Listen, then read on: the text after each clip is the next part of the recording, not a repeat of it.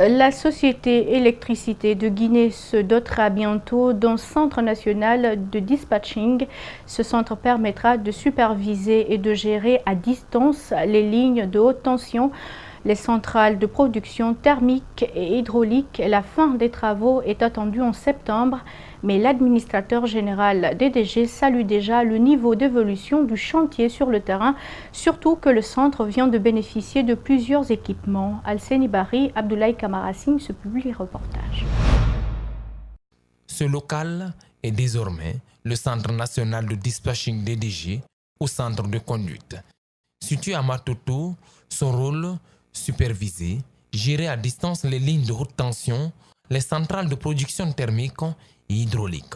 Il permet également de faciliter la gestion du flux d'énergie entre la Guinée et les pays de l'Afrique de l'Ouest. Il sera bientôt opérationnel. Le taux d'exécution aujourd'hui, on est sur le génie civil, on est à 97%, comme que vous voyez ici. Les entreprises avaient demandé qu'on les laisse un petit temps, jusqu'au 15 octobre.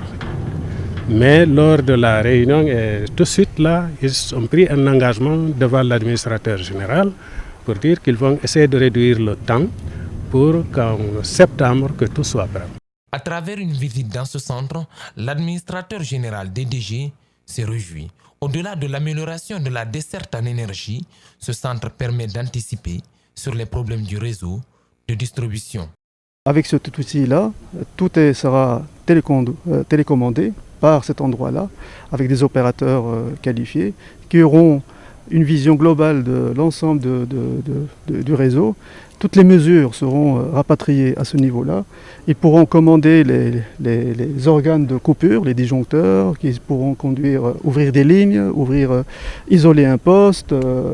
Voilà. Ils auront une vision aussi sur la stabilité du réseau et, chose importante, comme le réseau de la Guinée va être interconnecté aussi avec le réseau de transport de la sous-région.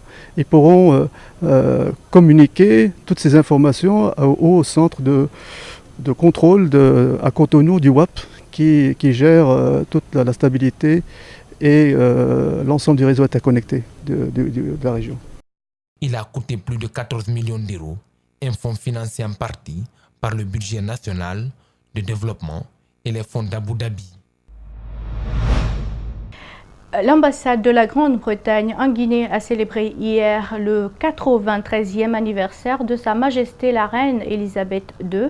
L'occasion a aussi été mise à profit par les autorités britanniques et celles guinéennes pour renforcer les liens d'amitié et de fraternité entre la Grande-Bretagne et la Guinée.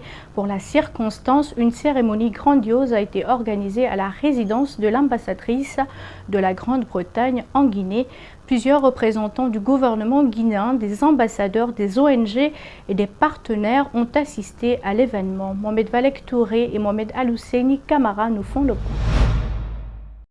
L'ambassade de la Grande-Bretagne était en fête ce mardi. L'occasion est de commémorer l'historique journée marquant le 93e anniversaire de Sa Majesté la Reine Elisabeth II, qui suscite respect et honneur pour ses représentants en Guinée.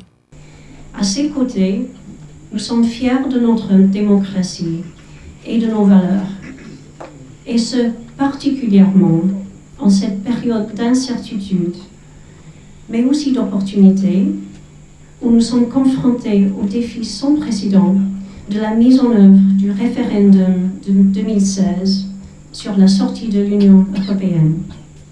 Cet événement qui réunit ces cadres guinéens et corps diplomatiques traduit le profond respect et l'attachement de la Guinée au Royaume-Uni à sa reine. Au-delà des contributions multilatérales, le partenariat entre la Guinée et le Royaume-Uni ne se limite pas qu'au commerce. La Grande-Bretagne aujourd'hui contribue à sa façon au développement de la Guinée par le biais de la coopération multilatérale avec un financement qui s'élève à 47 millions de livres sterling par an. Les relations diplomatiques entre la République de Guinée et la Grande-Bretagne se sont intensifiées ces dernières années grâce à la volonté affichée par les gouvernements des deux pays. L'investissement du gouvernement britannique à hauteur de 40 millions de dollars dans les projets énergétiques, les projets miniers britanniques également en Guinée à hauteur de 2 milliards de dollars. Pour la circonstance, l'ambassadrice a, au cours de son discours, détaillé les projets futurs du gouvernement britannique pour la Guinée, dont le but est de contribuer à la formation de futurs leaders guinéens. La semaine prochaine, nous aurons ici une délégation de sociétés britanniques pour le symposium guinéen minier. La contribution du gouvernement britannique destinée à lutter contre la corruption en Guinée contribue davantage au raffermissement des relations entre les deux pays. Les ministres invités ont, au nom du président, transmis leurs vœux de joyeuses fêtes d'anniversaire à la reine Elisabeth II.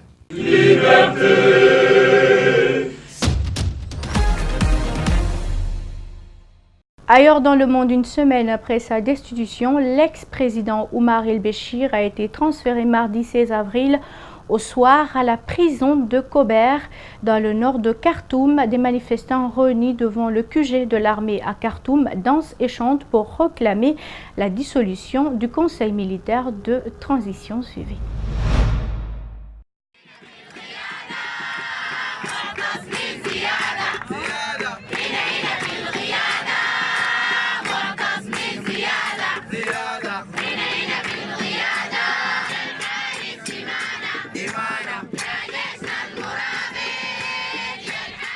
قانون دولة قانون ما تفرق بين مسلم بين مسيحي بين أبيض بين أسود بين جنوبي بين شمالي. اتفقنا يا جماعة؟ عشان كده يا جماعة ودايرين حكومة انتقالية ومجلس عسكري يجيب لنا حقوق الناس اللي ماتوا.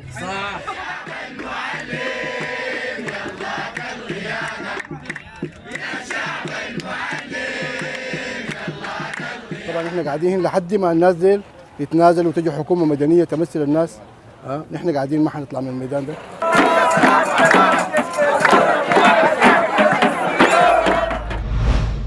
Et le pape François fait part de sa grande affection et sa proximité avec le peuple français après l'incendie de la cathédrale Notre-Dame de Paris.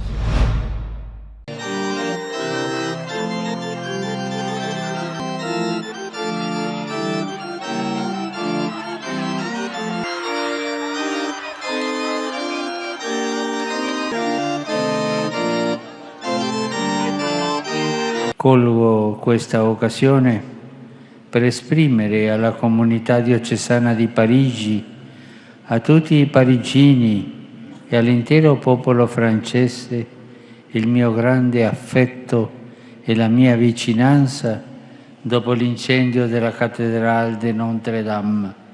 La Vergine Maria li benedica e sostenga il lavoro di ricostruzione. Possa essere un'opera corale a lode e gloria di Dio.